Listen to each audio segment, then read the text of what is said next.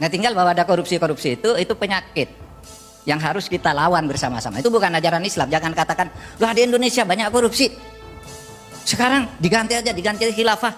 Loh di masjid aja ada korupsi. Namanya penyakit orang mencuri kotak amal di masjid banyak, iya kan? Lalu masa Islamnya mau dibubarkan, masjidnya mau dibubarkan? Kalau di Indonesia ada korupsi, masa Pancasilanya yang harus diganti?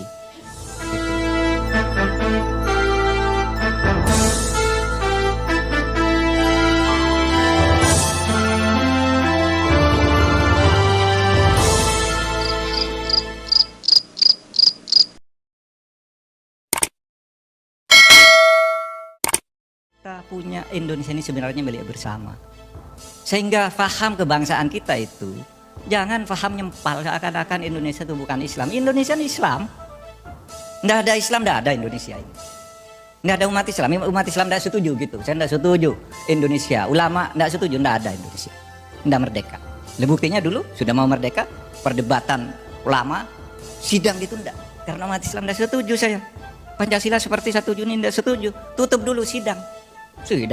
Masuk umat Islam di situ, lalu ditemulah konsep Mitsaqul Ghalidho, negara kebangsaan, Pancasila sebagai Mitsaqul Ghalidho dengan rumah kebangsaan Indonesia. Nah, hadirin sekalian, oleh sebab itu adalah aneh kalau ada yang mengatakan di Indonesia ini terjadi Islamofobi. Mana ada Islamofobi? Saya ingin tanya, ada Islamofobi enggak? Islamofobi itu artinya negara dan pemerintah itu takut kepada Islam, benci kepada Islam. Ini tidak ada kebijakan takut kepada Islam, benci kepada Islam. Yang membuat ini orang Islam semua. Ada Kiai Akil, Kiai Ma'ruf. Kalau ada apa-apa negara, Kiai Akil dengan NU-nya dulu membuat petisi, tetap berpengaruh, nggak ditakuti. Tetapi memang menentukan, yang dipetisi juga orang Islam. Sehingga saya katakan, cobalah sekarang ini Islam di Indonesia kurang apa gitu. Ini terkadang tuh orang memprovokasi kayak tadi ajaran-ajaran Wahabi, Salafi itu seakan-akan kita ini anti Islam. Mana anti Islam? Semua anti Islam. Sekarang ini mau kampanye semuanya berebutan harus cari calon yang didukung oleh orang Islam. Kalau dia tidak Islam benar, calikan yang NU. Nggak bisa melupakan itu nggak bisa, kalah. Karena apa? Karena Islam ini tidak ditakuti. Bahwa ada kebijakan yang tidak sesuai. Nah itu persoalan pilihan kebijakan, bukan diskriminasi. Dan yang lagi karena tidak kebagian aja kadang-kala. Kalau sudah kebagian masuk kan sama aja, tidak bisa berbuat apa-apa. Karena masalahnya terlalu kompleks dan tidak sederhana seperti yang kita katakan, seperti yang masyarakat katakan. Kalau lalu ngasong Indonesia itu sudah tidak cocok, banyak korupsi, harus diganti khilafah. Memangnya di khilafah tidak ada korupsi? Banyak korupsinya. Mau pakai Saudi Arabia tuh, waduh, itu pangeran-pangeran di Timur Tengah itu, kalau musim panas itu di Maroko di tepi pantai punya rumah-rumah dan landasan pesawat gitu, korupsi uang negara. Di sini ditangkapi, dicari, kamu pencucian uang gitu, disembunyikan ke luar negeri.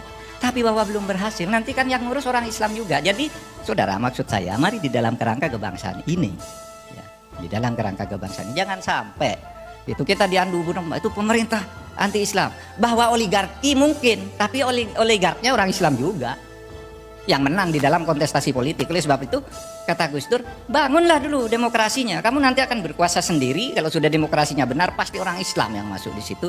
Disitulah baru nilai-nilai Islami itu supaya ditambahkan. Nah coba sekarang, betapa Indonesia Islam yang sejuk, damai, yang tidak harus sama dengan Islam di Arab Saudi. Ada yang mengatakan budaya itu haram loh. Saudara, Islam itu berkembang berdasar budaya. Ajarannya sedikit yang pokok itu pegangi, lalu dikembangkan berdasar budaya-budaya. Saya sering bercerita begini, coba Anda sekarang mumpung bulan puasa sana datang ke Arab Saudi sana. Apa di sana ada imsak gitu? Nggak ada. Karena itu bukan ajaran Islam, imsak itu budaya Islam Asia Tenggara, dan itu bagus. Hebat bisa mengembangkan budaya. Kalau puasa kurang 10 menit, ingatkan imsak, peringatan. Tapi di Indonesia kadang-kadang orang salah, imsak dianggap sudah mulai harus puasa. Enggak, itu peringatan aja.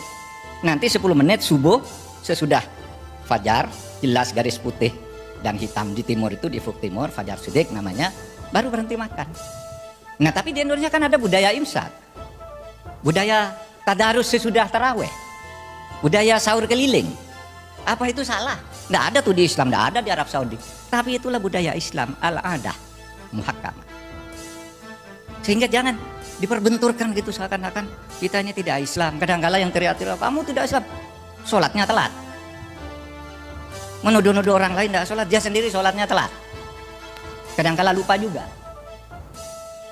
Nah, saudara sekalian, itu yang seperti katakan imsak. Imsak, saudara kalau subuh sholat di Mekah tuh, nggak ada orang begitu selesai adzan subuh, ada yang begitu adzan subuh tuh langsung makan. Imsaknya adzan subuh itu baru mulai makan ada. Coba di masjid itu karena apa? Tradisi, cara menafsirkan di dalam kebutuhan lokal masing-masing. Lalu ketika berkumpul di Mekah itu berkumpul macam-macam cara beribadah yang sifatnya muamalah, bukan akidah uluhiyahnya, bukan soal ketuhanannya, tapi macam-macam. Di Asia Tenggara tuh pakai imsak. Bahkan dulu waktu saya kecil itu teriakan di masjid-masjid, ayuhal ikhwan qad ana waqtul imsak iyyakum wal akla wal syarba wa dalik. Mulai sekarang kamu dilarang makan, minum dan lain-lain. Ini kan salah. Wong 10 menit lagi yang dilarang.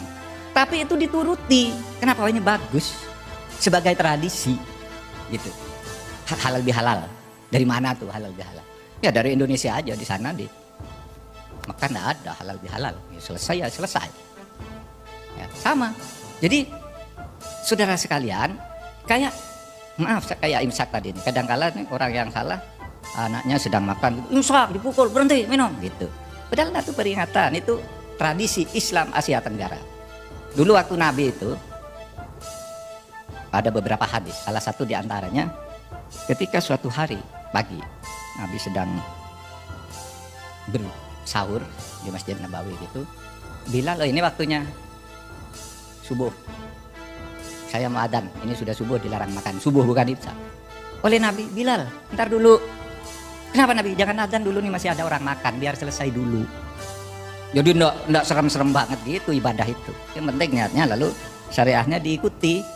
Ya secara tepat, tetapi juga tidak. Kalau hitam putih kayak gitu, ada situasi-situasi tertentu yang harus kita kembangkan. Nah itulah Islam yang dikembangkan di Indonesia, Ahlus Sunnah wal Jamaah. Bertumpu atau dikembangkan, bukan bertumpu. Kalau bertumpunya tentu akidah, rukun Islam, rukun iman, itu tumpuannya. Tapi di dalam pelaksanaannya dilaksanakan berdasar dengan kebutuhan budaya, kesenangan masyarakat. Coba saudara kurang apa di Indonesia nih kalau pejabat mau mantu, waduh sudah sangat Islami. Dia merasa tidak sah kalau tidak undang seorang kiai besar, tidak pakai sholawatan, tidak pakai pengajian, tidak pakai nasihat perkawinan, undang kiai yang hebat sekelas Kiai Akil Sirot. Merasa tidak sah, padahal itu di Islamnya sendiri tidak ada nasihat perkawinan, yang ada tuh khutbah nikah. Selesai. Itu. Tapi Indonesia mengembangkan dengan budaya itu karena Islam di sini bagus. Islam di sini bagus. Nah tinggal bahwa ada korupsi-korupsi itu penyakit yang harus kita lawan bersama-sama. Itu bukan ajaran Islam. Jangan katakan, loh di Indonesia banyak korupsi, sekarang diganti khilafah. Loh di masjid aja ada korupsi. Namanya penyakit orang mencuri kota amal di masjid banyak. Iya kan? Lalu masa Islamnya mau dibubarkan, masjidnya mau dibubarkan. Kalau di Indonesia ada korupsi, masa Pancasilanya yang harus diganti? Itu. Nah, saudara, itulah saya berharap nih halakoh atau tadarus kebangsaan ini bisa membawa kita untuk menjaga negara ini milik kita, kedepannya ini milik kita. Coba buktinya, coba mobilitas vertikal, mobilitas sosial vertikal umat Islam bergerak pesat. Coba di tahun 45 pejuang-pejuang yang dari umat Islam tidak dapat apa-apa. Kenapa? Karena tidak sekolah. Tidak sekolah. Mau jadi tentara tidak boleh, pegawai negeri tidak boleh. Itu lulusan pesantren, dia nggak bodoh. Coba sekarang lulusan pesantren bisa memimpin MPR, Ketua Mahkamah Agung, Presiden, Menteri banyak. Dulu tahun 45 gitu sampai tahun 70-an mana coba cari. Saudara. Pasti kalaupun Islam ya Islam, tetapi karena menang pemilihan elektoral di misalnya Masumi atau apa, tapi di kabinet gitu ya Islam yang dari Masumi dan dari NU gitu. Yang lain lebih banyak ya Islam formal KTP lah. Nah sekarang ngaji-ngaji semua saudara, ngaji. Saya tidak apa, nanti kalau ada orang wah Mahfud ini karena jadi pejabat sekarang muji-muji, enggak, sejak dulu. Misalnya kalau saya katakan, kalau saya bepergian sama Pak Jokowi ke luar negeri, waktunya sholat itu sholat ya. Meskipun sedang rapat resmi. Berkali-kali saya ikut. Sholat. Waktu makan dibatasi jam 12 sampai jam 1 misalnya, beliau makannya setengah 1 udah selesai, dari ruangan sendiri sholat. Di istana juga orang sholat, sholawatan dan sebagainya udah banyak. Jadi budaya Islam sudah tumbuh, jangan diganggu dengan radikalisme, takfiri dan sebagainya.